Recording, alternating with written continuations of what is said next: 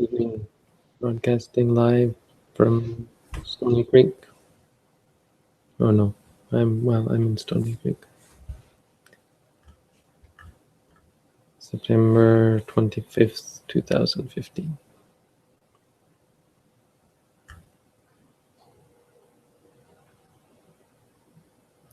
Today we have a quote on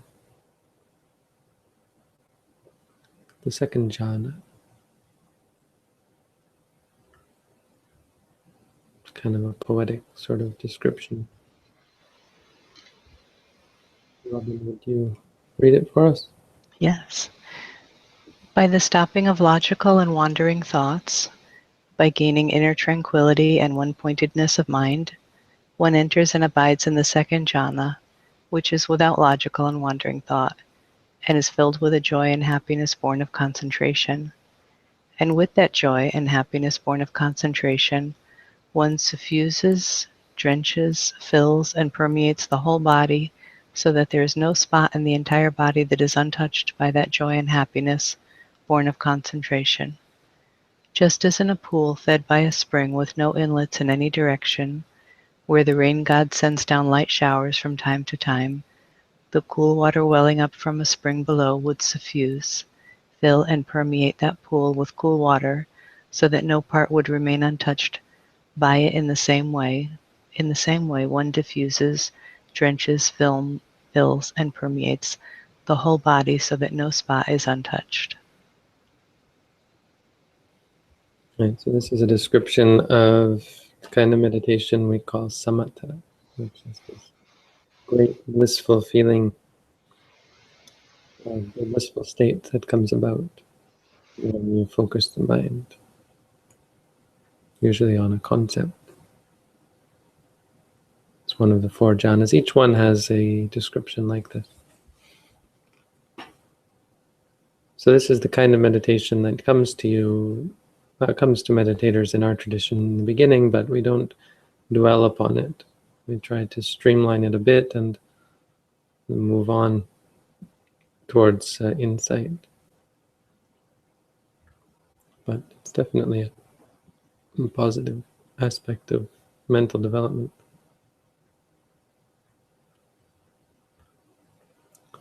So I don't have much to say about it actually. Today, I had a bit of a hiccup in the appointment slots.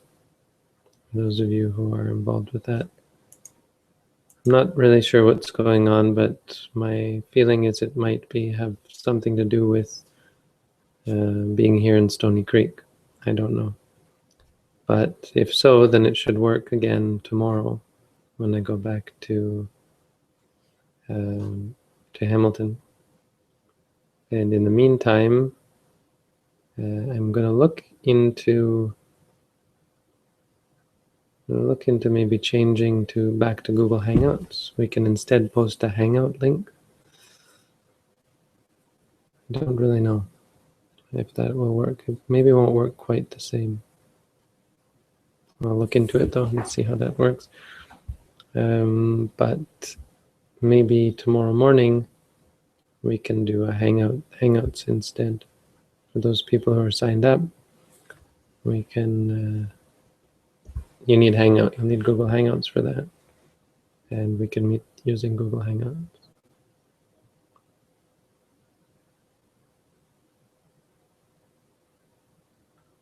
I don't really know what went wrong or what's going wrong.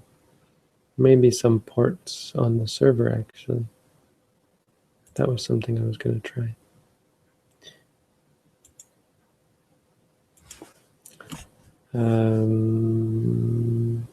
Right, last night we were going to test out the room again, right? I didn't ever go in it. I popped into it and Charlie was in there, but it was just a black box. Didn't seem to work to show both of us, so still not quite perfect. Yeah,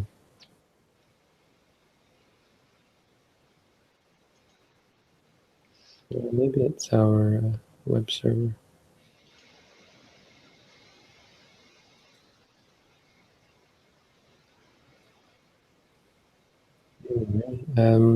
So, does anyone have any questions? Yeah, there were some questions posted from earlier today. Hmm.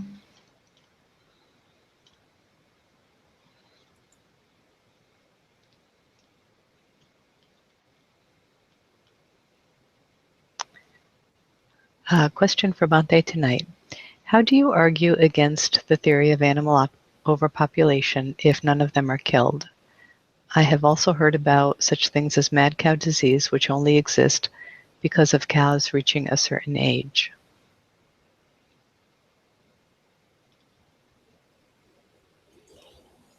Right. So, out of concern for world population and human health, we should continue to kill things.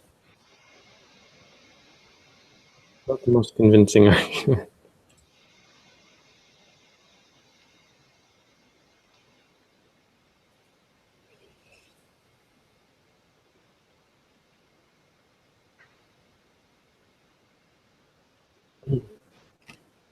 Um,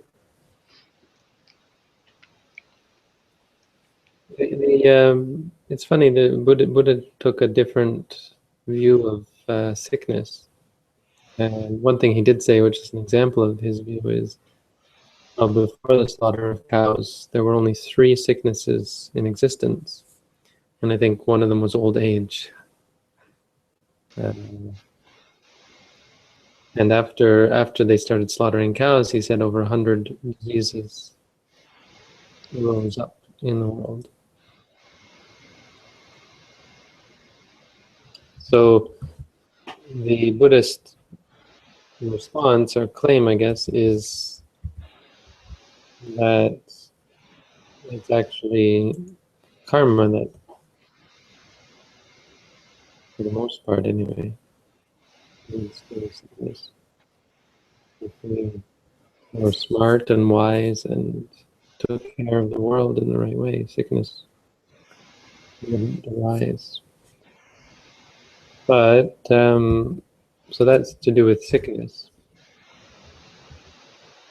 As for overpopulation, I mean, there's the real answer and the better answer is it doesn't really matter.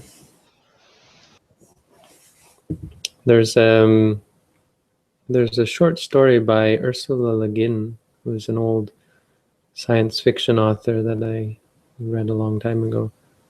But she has this story that's just paints it so perfectly, because there's a society that has become a utopia.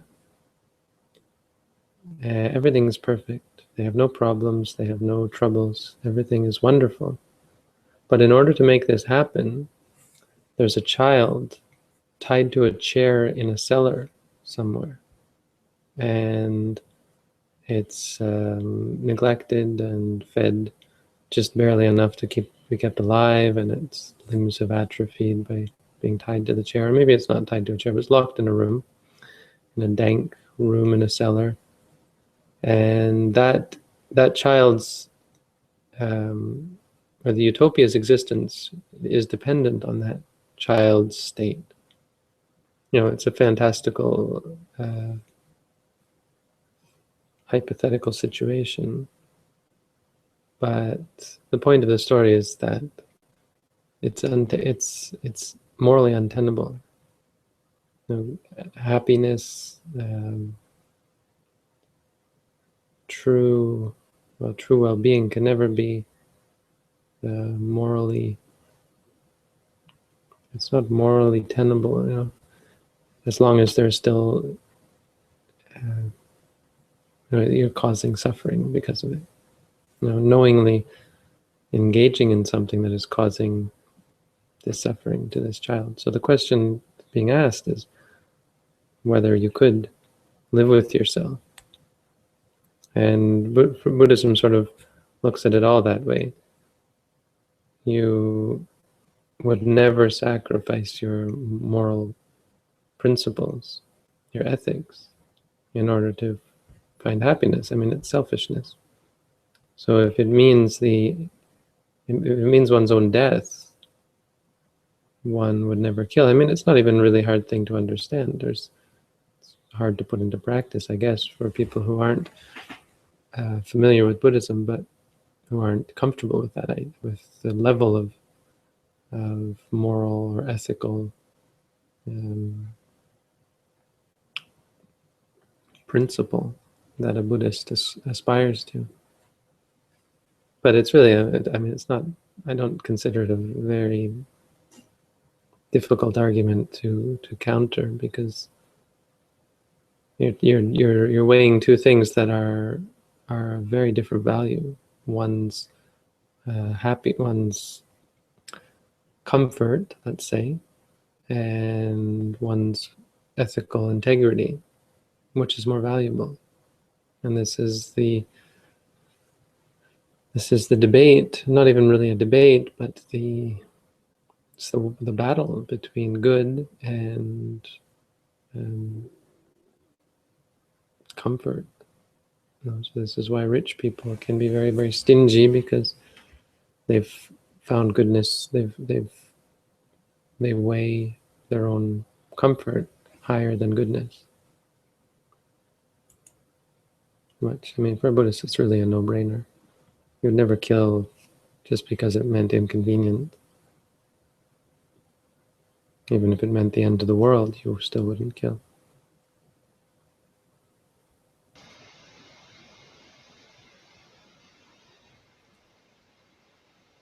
Thank you, Bhante. Another question. I've been meditating for a little over a year, and I'm consistently getting a feeling that I'm not controlling my body. It feels like it's just moving by itself. Should I be concerned about this?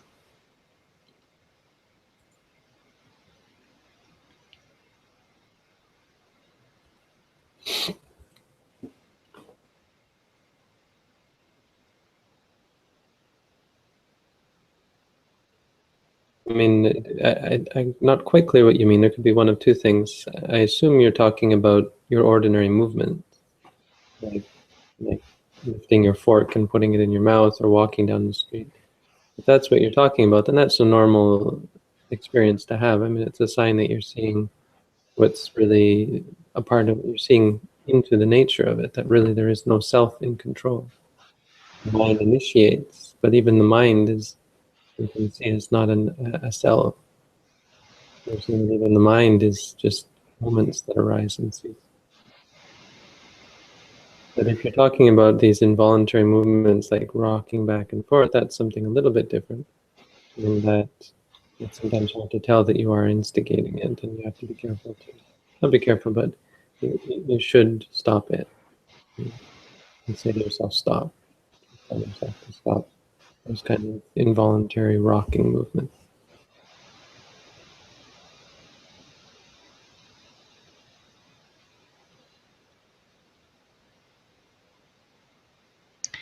I've been involved with a Buddhist group here in the UK, but have felt sometimes unsure of the teachings they give. Sometimes feels like it's not real Buddhist teachings. How much should I follow my feelings? Don't always understand where the feelings in me come from, but it just feels like hippie Buddhism. Don't follow your feelings. Follow my feelings. I mean, I'm being somewhat facetious, I think, but when you're asking me, and so my answer has to be follow the way I teach. But the point of me saying that is that, what do you mean Buddhist? They call themselves Buddhist, and so voila, there you have that kind of Buddhism. They believe that to become a Buddha, you do certain things, or in relation to the concept of a Buddha, you do certain things, and therefore that's their brand of Buddhism. So, if you want to create your own brand of Buddhism, then follow your own feelings. But if you want to follow my brand of Buddhism, then you'd have to compare what they do against what I teach. If you want to follow the Pali Canon's version of Buddhism, then you'd have to read the whole Pali Canon and then weigh it against what the Pali Canon said. But even then, actually, that's a bit inferior in the sense that the Pali Canon is books.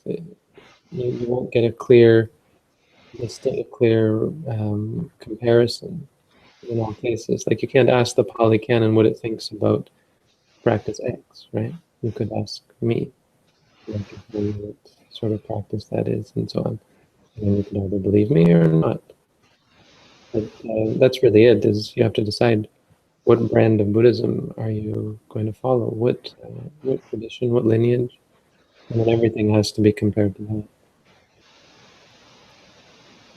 You can also go by some of the things that are said in the Pali Canon. There are general principles that you can follow. I mean, I would say follow the Pali Canon and even the commentaries because they're old and the most original. I believe in the importance of getting as close to the original teachings of who we believe to have been a real Buddha. I think the Pali Canon is about as close as we can get in modern times. And there are principles in it that you can follow that the Buddha said, this is how you can know what is a pure teaching, what is not.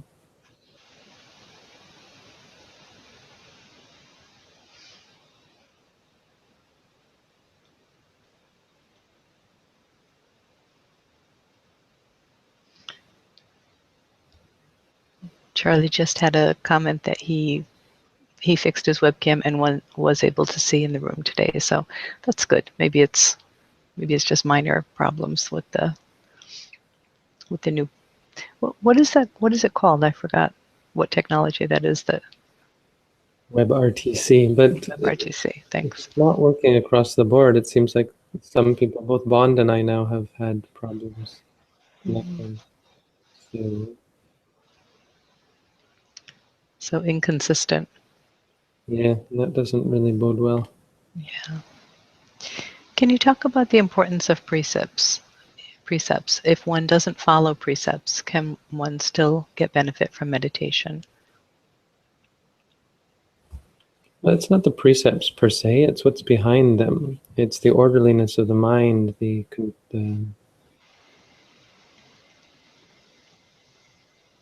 want to say controlled, but it's not really controlled, it's the orderly nature. So there are certain mind states that cause disorder in the mind, and that is harmful to one's concentration and makes it more difficult for one to attain wisdom.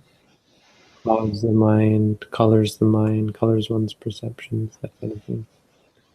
So that's what we want to avoid. The precepts are just a guide by which we can know of the types of activities that are going to inevitably give rise to these types of states, this disorderliness. So states of anger, states of greed, states of delusion, and the guilty feelings that we have, the worry and the fear that come from being a bad person and so on.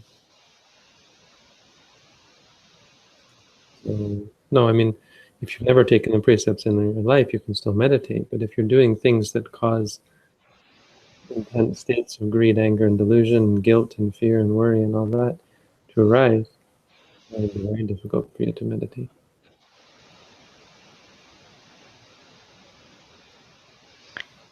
I am meditating for 30 minutes, and almost all days I notice a great fear at the end of my meditation.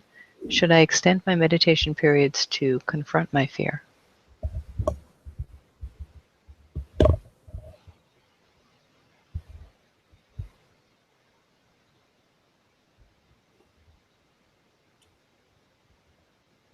Well, extending your meditations is always good if you have the time.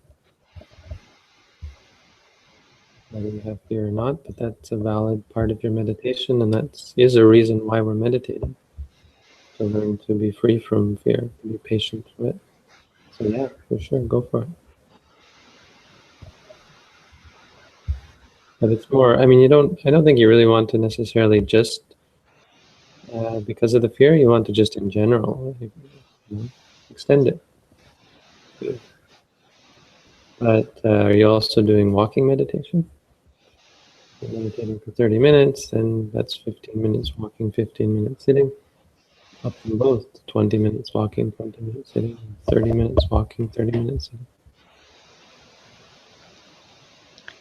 Bhante, did you explore many traditions before settling on this one? Do you feel it's important to explore different Buddhist paths? No, and only if you're not doing this path. If you're already on this path, forget about the rest. And no, I never explored any others. Which then you say, well, then how do you know? How do you know there's not a better one out there? I explored other ones. This is the best one. Well, it's not the best. Yes. The most humble as well. If it were discovered at some point in the future that the cycle of death and rebirth was a misunderstanding, would it be immoral or unethical to omit this knowledge in order to reduce suffering for the good of living beings?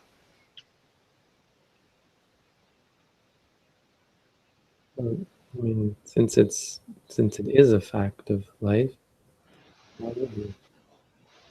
Why would you? So it's these what if questions. They're a bit irksome. Why even ask? But if what you should be asking is just a general question, because there's nothing to do with rebirth. Your question has nothing to do with that. It has to do with the idea of whether you should hold on to teachings that go against reality, which of course you shouldn't. If any teaching goes against reality, then of course you should. I mean, it's pretty much a no-brainer. Why would you hold on to something that goes against reality?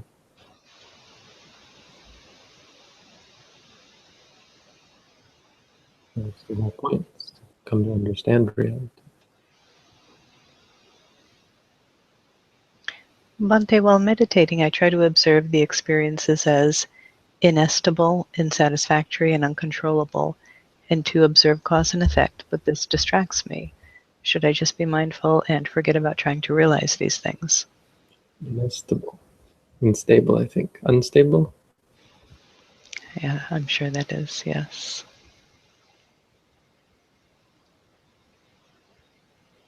And that's the real problem with trying to observe impermanent suffering and non-self. I mean, you have the best of intentions to try to understand impermanent suffering and non-self, and you try, but it's, your mind is changing all the time, and it's not very pleasant. If it were pleasant, then it'd be easy to look for impermanent suffering. If meditation is unpleasant, how could you possibly find impermanent suffering and non-self? You don't have the peace of mind to do it, and you can't control your mind long enough to be able to see impermanent suffering and non-self. So how could you possibly see these three things? Am I right? It's like looking for your tail, right? Or trying to chasing your tail, sort of. Or it's like looking for your glasses. Ajahn Tong's secretary one day was looking for his glasses, and he was looking everywhere, and he was so upset. He's not really a meditator. Well, to say the least, he's not a meditator. He's running around, and frustrated and upset. Where did I put them? And then Ajahn Tong, finally, after some time, Ajahn Tong, pays attention to him, turns and looks. They're on your head.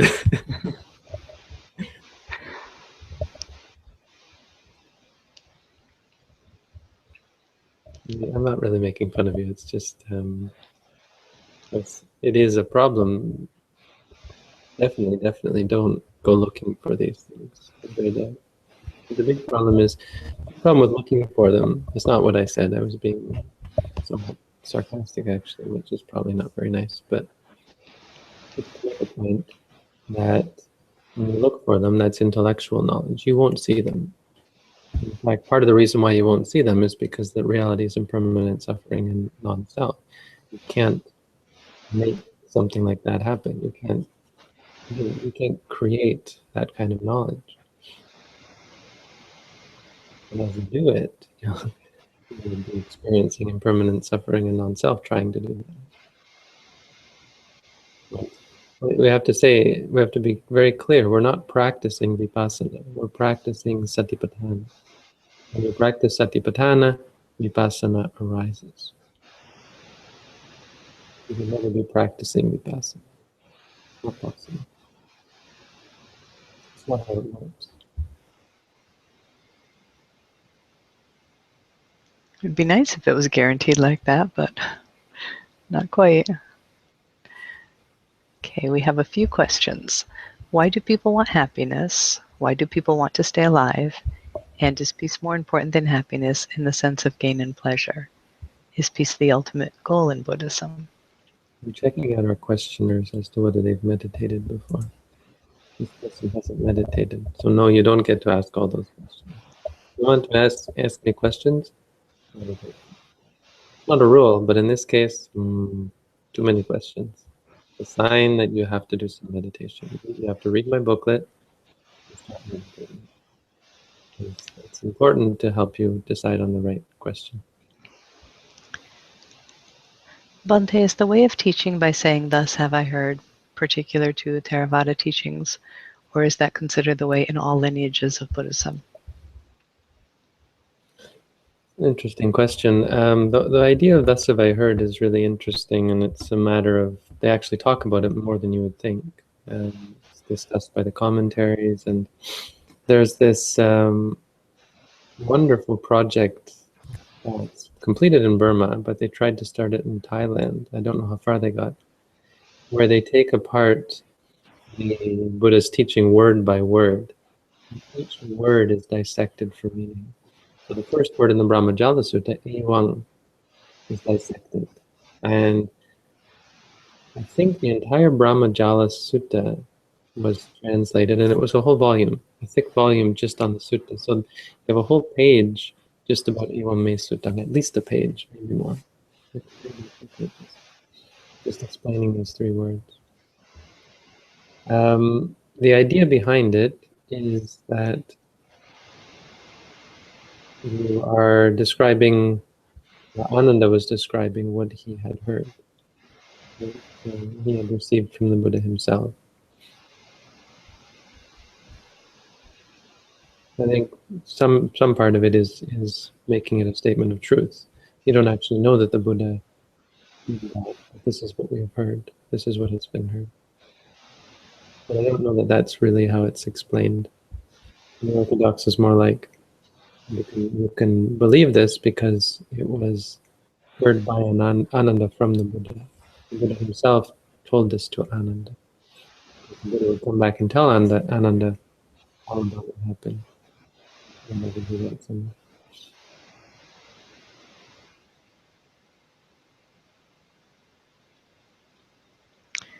During one session... Sorry, there's a little bit more there. Oh, sorry. Theravada Buddhism doesn't have that. It's from the Pali Canon. And it appears to have been from the original transmission. And this was how they were remembered, starting with the words Evam Sutta. I don't know whether it's in the Sanskrit version. There is no Sanskrit version left, but whether it's in the Chinese, what's left, or the Chinese version, which is very similar to the Pali. I don't know whether it maintains those words.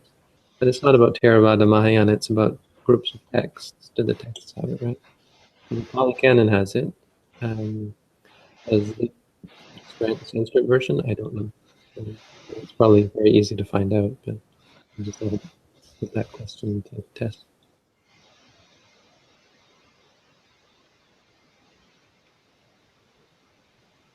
During one session of meditation, can we focus on only one of the Satipatthana?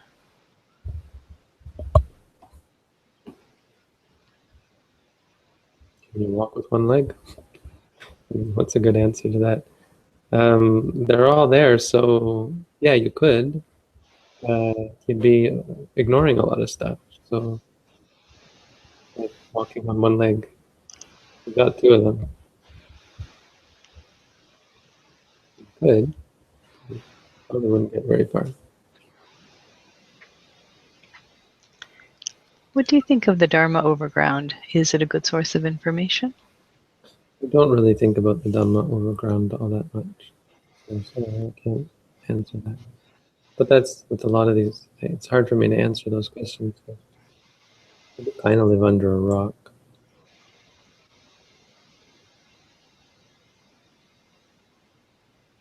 What qualities should fulfill to arise different knowledges?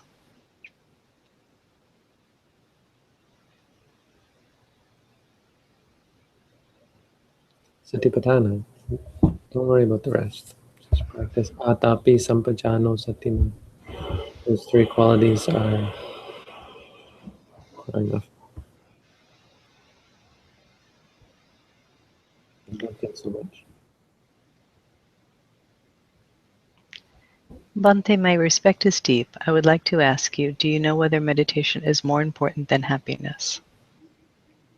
Again, someone who's not meditating. Are you a meditator? Not yet. Not yet. I appreciate your respect. Thank you. That's kind. I'm not going to answer it because it sounds like a question of someone who hasn't really done meditation. Yeah, I think there's a lot of new people here tonight. They may not know about the green and the orange names and all that. We can tell whether you've been meditating with us. Yes, the orange name tells us that you haven't logged in to meditate. Just because you're orange doesn't mean I won't answer your question. That's not the case. And just because you've never meditated with us doesn't mean we won't answer your question. But it's a good excuse not to. So I'm going to use it from time to time. If you don't want me to use that excuse, then you have to meditate with us. So if someone meditates, you'll answer anything then? More likely. Well, I can't use that excuse. That's all. I can use True. other excuses. My head hurts. You're making my head.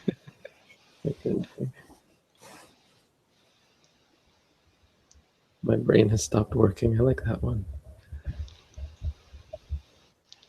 That happens.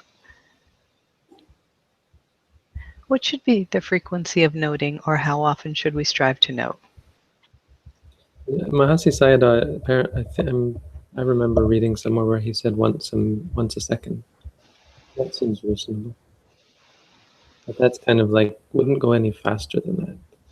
Sometimes it's a bit slower, that's fine.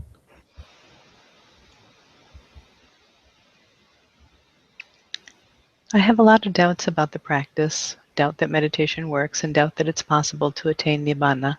How can I deal with this? How do you feel about that doubt? Does that doubt make you happy? Do you enjoy it when you have that doubt? Most likely the doubt is unpleasant and causes stress and it's debilitating, most likely. In which case, I would recommend that you meditate saying to yourself, doubting, doubting, after which the doubting should cease, at which point you'll feel better. Try that. Guaranteed to work. And then you can doubt it.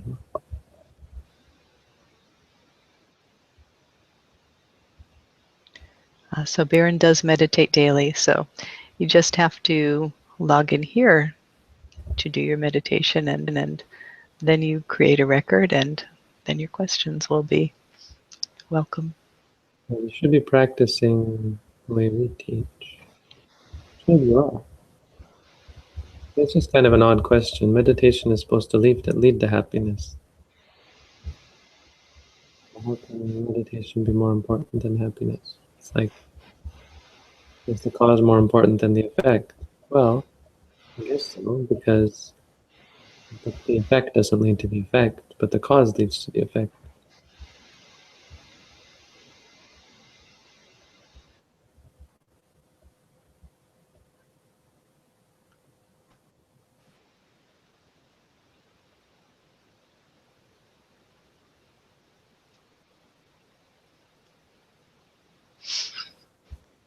I think we're all caught up. I've been fairly rude to my audience today. Not answering their questions, making fun of them. Hey, you guys want to go into the, should we try going into this chat room? Let's do a video chat for a bit. I'm going to end the broadcast, and let's have an informal video chat and see if it works. Probably won't work for me. I'm guessing I won't see any of you, and then it'll just be the end for me. So good night, and I'll see you again tomorrow. If not, I'll see you in the chat room. Thank you, Bhante. Thank you, Robin.